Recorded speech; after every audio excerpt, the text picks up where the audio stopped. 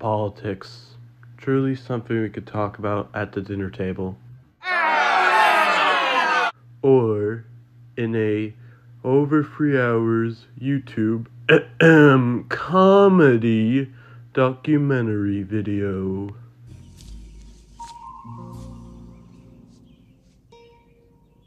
What the fuck is this piece of shit?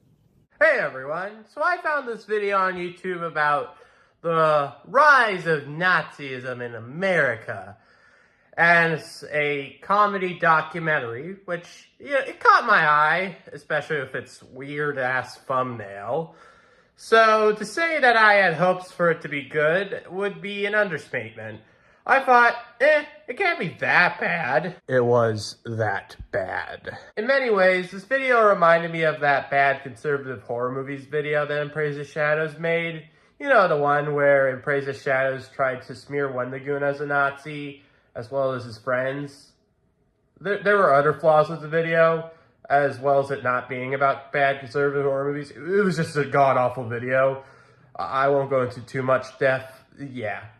But the point being, unlike with that video, I've looked into the comments of this one. It's been getting nothing but praise, and I'm kind of confused. Now, I'm not going to be going over everything wrong with this video. I mean, come on, it's 3 hours. Give me a break. But I will try my hardest to go through as much as I can with what I found wrong with this video. So, yeah. Let's start off with something simple, shall we? Such as his overabundance of the Elon Musk Nazi salute clip. Like, oh my god, it was a drinking game at that point. It was like, was he gonna show this, or was he not gonna show this? Huh? It was like one per every minute at that point. Like, let me just show you a quick montage of every moment I could find. My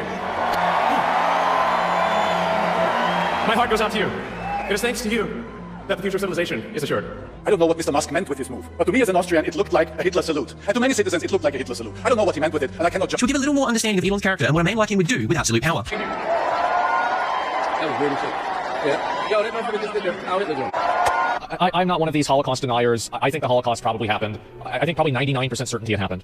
And the number of people that were killed is not a big... We're going to try to argue that it wasn't actually a Nazi salute. I'll say this.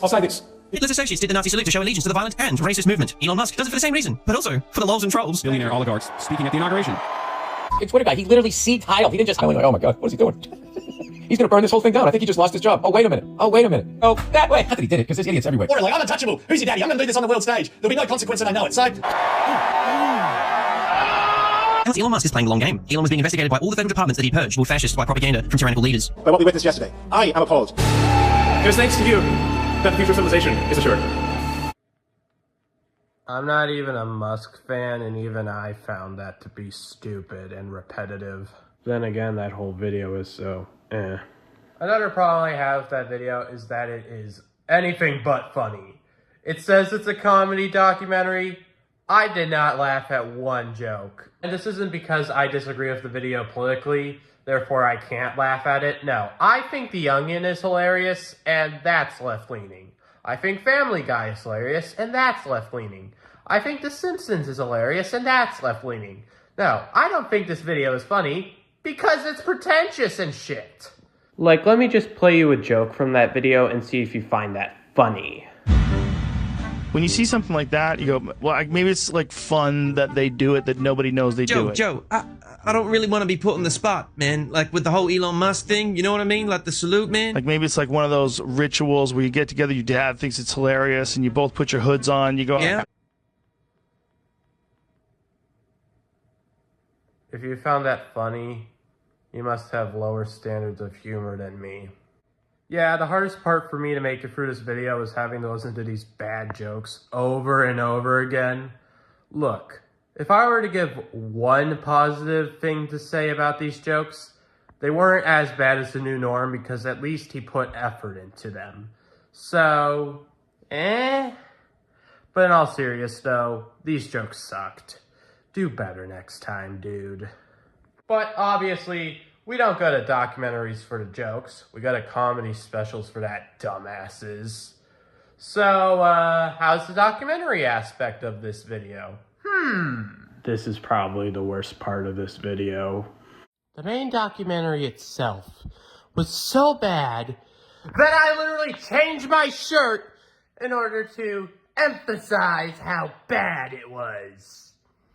That and it also became the next day. Yeah, I really lost track of time working on this video. Forgive me. Now, I'm not going to go over everything wrong with the documentary. Like, I'm not going to summarize the whole fucking thing because, for one, it's 3 hours. But I will be bringing up some main points of contention I had because, boy, there were a lot. Starting with his mischaracterization of Joe Rogan. When you see something like that, you go, like, maybe it's like fun that they do it that nobody knows they do it. Joe, I don't really want to be put on the spot, man. Like with the whole Elon Musk thing, you know what I mean? Like the salute, man. Like maybe it's like one of those rituals where you get together, your dad thinks it's hilarious, and you both put your hoods on, you go out there and you burn the owl, or you burn the sticks in front of the owl. And what's fun is that you're not supposed to be doing it and it's a secret, but nothing really is happening. That's also on the table. It's possible. Well, I really want to thank you, Joe, for letting me come on your platform because, as you know, I've been out of the ring for a little too long, since I took a couple hits to the head. And in that time, while I was recuperating and rehabilitating, I was writing this book, How to Be an Alpha. Get money, get bitches. Kind of both things, right? It got me thinking about a lot of things, about life itself and what it all means. And you know what, man? I took your advice, man. You gave me that text about injecting horse steroids directly into my asshole, and I have seen a difference in my outlook on life. Imagine if you have an Oculus Rift. Yeah.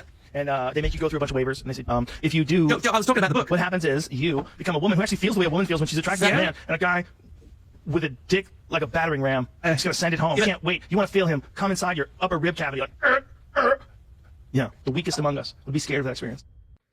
Dude, you do realize Joe Rogan is probably one of the most progressive people on the right. In fact, he wasn't originally on the right to begin with. He was on your side. Seriously, a few years ago he was supporting Bernie.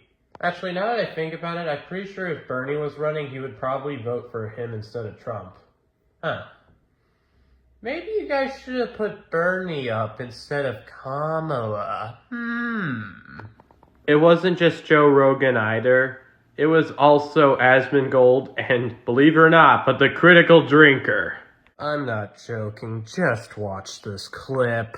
Began the fight against the woke mind virus. An example of such countercultures would be creators like The Critical Drinker, who have made an entire business online by playing B-roll footage of a Disney film and then stating the obvious over and over again about women and the message. It became a winning formula, and he's made the same video every week for the past 4 years. I enjoyed his early content because he wasn't wrong about Disney. Where he went wrong is when he turned it into a grift, and it became about a message all of its own. Wait!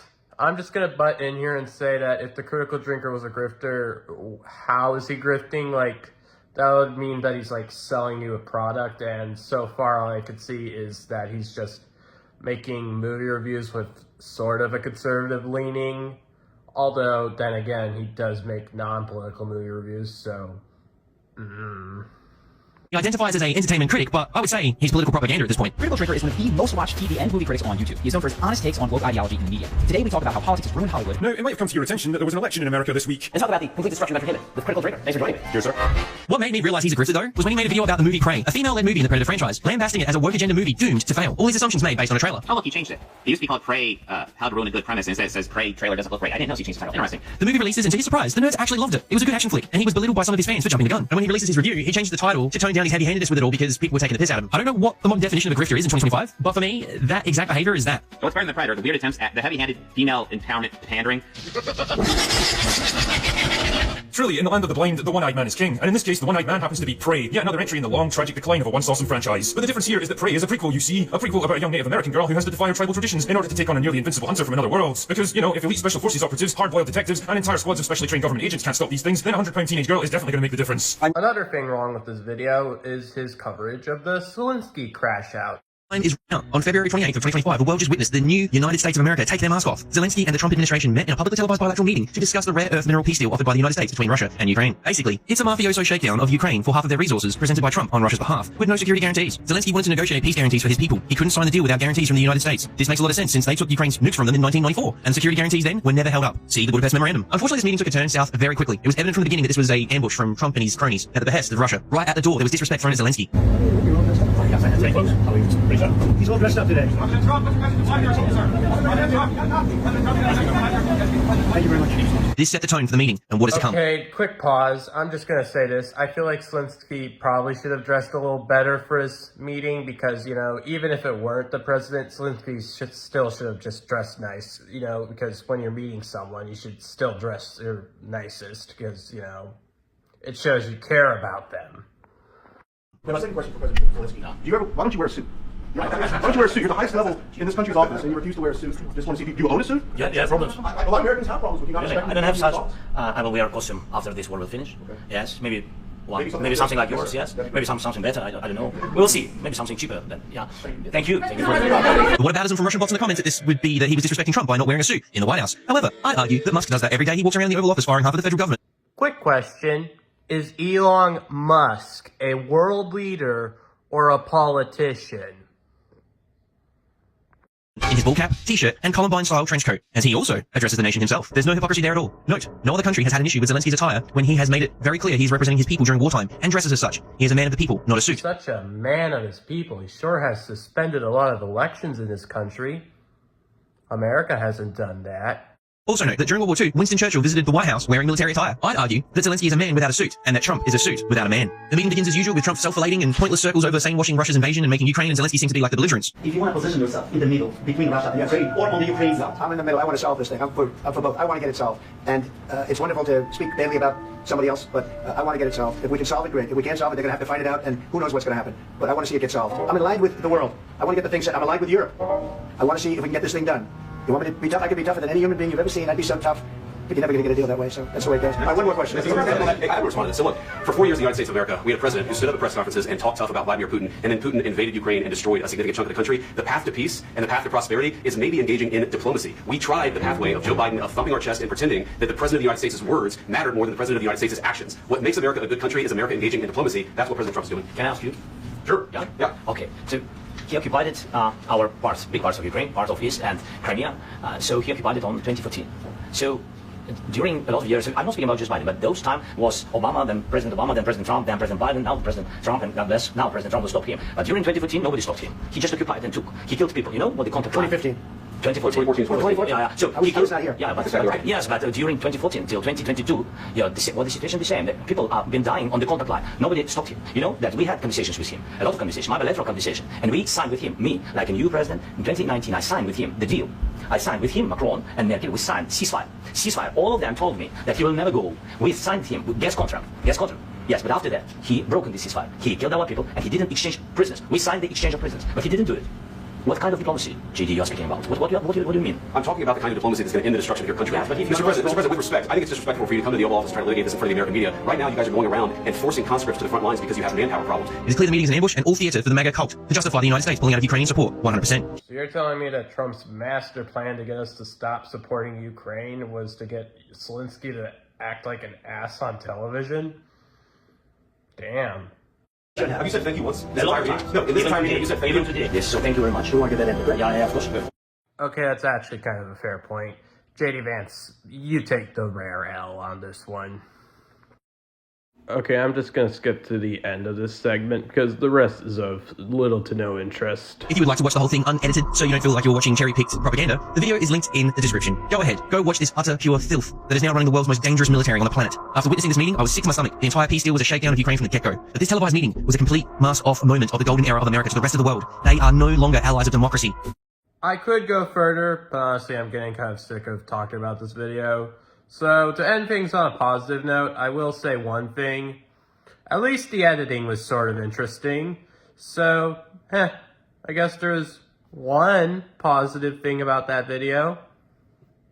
Doesn't really make up for the fact it was a shitty video, but whatever. I know this seems like a weird place to end things today, but I have something planned for today. I have to go to an event. And before you ask, no, it is not a neo-Nazi concert. I'm not a Kanye fan. So, all I'm going to say is I have something important that I need to go to, so I'm ending this video early. But I will be putting a link to the original video in the description below. So, if you're feeling brave enough or stupid enough, you can go watch that.